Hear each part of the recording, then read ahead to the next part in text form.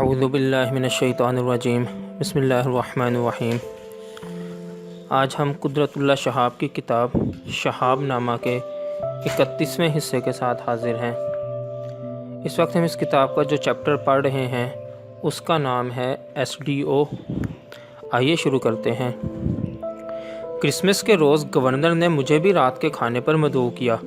Dinner کے بعد باقی مہمان تو باری باری اٹھ کر ڈانس والے خیمے میں چلے گئے، لیکن گورنر اور مس میکوین میرے ساتھ کھانے کی میز پر ہی بیٹھے رہے۔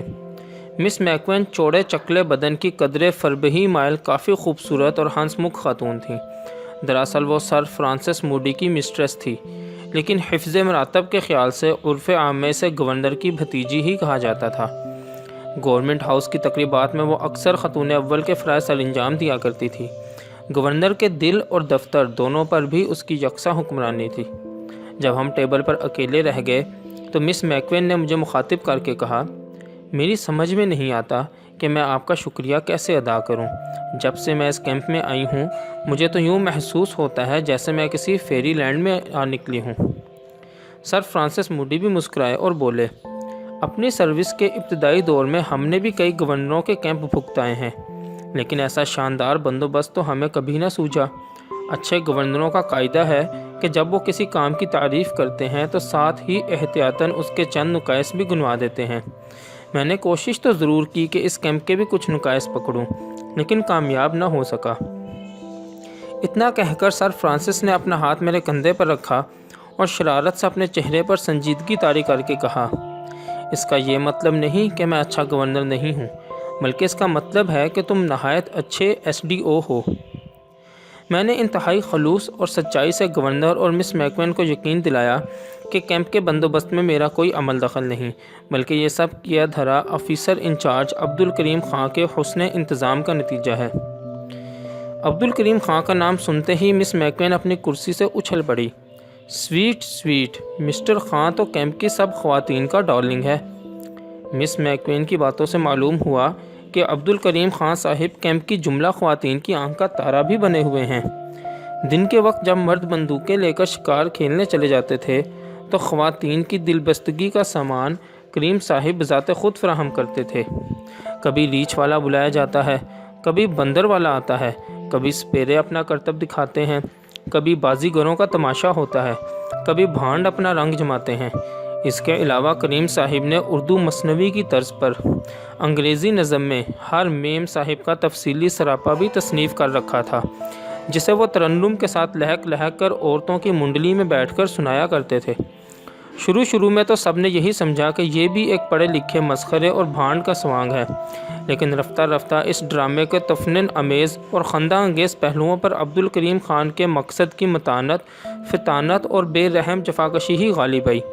ان بیچاری میموں نے کبھی خواب میں بھی نہ سوچا تھا کہ ان کی زلفوں، پیشانیوں، بھووں، آنکھوں، گالوں، ہونٹوں، دانتوں، تھوڑیوں، گردنوں، سینوں، بازوؤں، انگلیوں، ناخنوں، کمروں، کولوں، پنڈلیوں اور ایڑیوں کو فصاحت و بلاغت کے مبالغوں میں بھگو کر عجیب و غریب تشبیہوں، استعاروں اور تلمیحوں کے سانچے میں ڈھالا جائے گا۔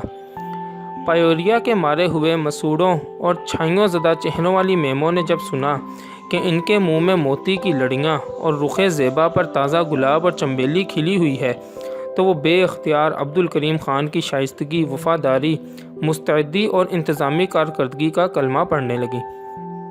ہر میم نے اپنے اپنے سراپے کی نقل بھی بڑے شوق سے بنوا کر اپنے پاس محفوظ کر لی۔ مس میکوین کے منہ سے یہ تفصیلات سن کر گورنر صاحب مسکرائے اور بولے، تم بڑے خوش قسمت ہو کہ تمہیں ایسا جہان دیدہ، کارگزار اور تجربہ کار افسر میسر ہے۔ جی ہاں، میں نے موقع غنیمت جان کر مطلب کی بات کہہ دی، لیکن عبدالکریم خان کی حسن کارکردگی کی مشین ایک بڑے پاورفل ڈینمو سے چل رہی ہے۔ ان کی کوشش ہے کہ ریٹائر ہونے سے قبل وہ اپنی ذات کو خان صاحب کے خطاب کا اہل ثابت کرتے جائیں۔ اگر وہ خطاب کا مستحق نہیں تو میں نہیں جانتی اور کون خطاب کا مستحق ہو سکتا ہے۔ مس میکوین نے بڑے جذبے سے کہا، کیا تم نے نئے سال کی آنرز لسٹ کے لیے عبدالکریم خان کا نام تجویز کیا ہے؟ گورنر نے پوچھا۔ میں نے عذر کیا کہ میں اس سب ڈویژن میں نیا آیا ہوں، میرے لیے مناسب نہ تھا کہ میں اس قسم کی کوئی سفارش کرتا۔ کوئی بات نہیں، گورنر نے کہا، ابھی وقت ہے، کل صبح تم مجھے اس کے متعلق ایک مناسب سائٹیشن بنا کے بھیج دینا۔ Thank you darling, thank you very much, Miss McQueen نے اپنے نام نہاد چچا کے گال کو چٹاخ سے چوم کر کہا۔ لوہے کو اس قدر گرم دیکھ کر میں نے لگے ہاتھوں اس پر دوسری ضرب بھی لگا دی اور گورنر کو مطلع کیا کہ عنقریب ہی میں اس جوہر قابل کی خدمات سے محروم بھی ہو جاؤں گا، کیونکہ عبدالکریم چند ماہ بعد ریٹائر ہونے والے ہیں۔ اوہ نو، اوہ نو، مس میکوین نے اپنی گردن کو تاسفانہ جھٹکے دے کر کہا۔ جنگ کے نازک زمانے میں ایسے وفادار افسر کو ہاتھ سے جانے دینا بڑی شرمناک حماقت ہوگی۔ مسٹر کریم کی جسمانی صحت کیسی ہے؟ گورنر نے مجھ سے دریافت کیا۔ بیشتر اس سے کہ میں کچھ کہتا، مس میکوین چمک کر بولی، he is fit as a fiddle darling, he is fit as a fiddle. وہ ہمارے ساتھ 10-10 میل بے تکان چلتا ہے اور اونچی اونچی پہاڑیوں پر میمنے کی طرح بے کان ہلائے چڑھ جاتا ہے۔ تھوڑے سے مزید سوال و جواب کے بعد گورنر نے اپنی ڈائری منگوائی اور اس میں اپنے ہاتھ سے یہ یادداشت لکھ لی کہ نئے سال کے اعزازات میں عبدالکریم کو خاں کا خطاب دینا ہے اور اس کی ملازمت میں 2 سال کی توسیع کرنی ہے۔ کرسمس کے 2 روز بعد گورنر کا دورہ ختم ہوا تو میں نے حساب کتاب کی پڑتال کے لیے کیمپ کے کاغذات طلب کیے۔ کیمپ کے اخراجات پر 25-26 ہزار روپے کی رقم اٹھی تھی، لیکن گورنمنٹ ہاؤس کے عملے سے صرف 2,000 روپے وصول کیے گئے تھے۔ میں نے کاغذات کا پلندہ عبدالکریم خاں کے منہ پر دے مارا اور چیخ کر کہا، آخر آپ بھی اسی پرانی تھیلی کے چٹے بٹے نکلے۔ آپ نے تو سینے پر ہاتھ رکھ کر وعدہ کیا تھا کہ میرے حکم کے مطابق آپ پورے اخراجات گورنمنٹ ہاؤس سے وصول کریں گے۔ یا اے شورا شوری، یا اے بے نمکی، کریم صاحب یہ کیا فضول حرکت ہے؟ عبدالکریم خاں کی آنکھوں میں آنسو ڈبڈبا آئے۔ انہوں نے ہاتھ باندھ کر سر جھکا لیا اور قسم کھا کر کہا کہ کیمپ کے اخراجات پورا کرنے کے لیے انہوں نے کسی سے 1 پیسہ بھی چندہ نہیں لیا، بلکہ بیوی کا زیور گروی رکھ کر 23-24 ہزار روپے کی رقم اپنی جیب سے صرف کی ہے۔ خان صاحب کے خطاب کی لیلائے آرزو سے ہمکنار ہونے کی دھن میں کریم صاحب جو پاپڑ بیل رہے تھے، اس پر مجھے غصے کی بجائے ترس آنے لگا۔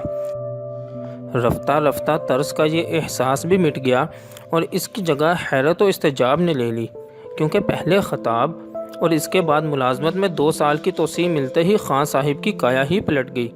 ایک سست الوجود، کام چور، ہمہ وقت پان چبانے، چائے پینے اور میز پر سر ٹکا کر اونگھنے والے عبدالکریم خان نے یکایک ایسا روپ بدلا کہ فرض شناسی، مستعدی، دیانتداری اور پبلک کی خدمت گزاری میں وہ اپنے سب ہم منصبوں پر سبقت لے گئے۔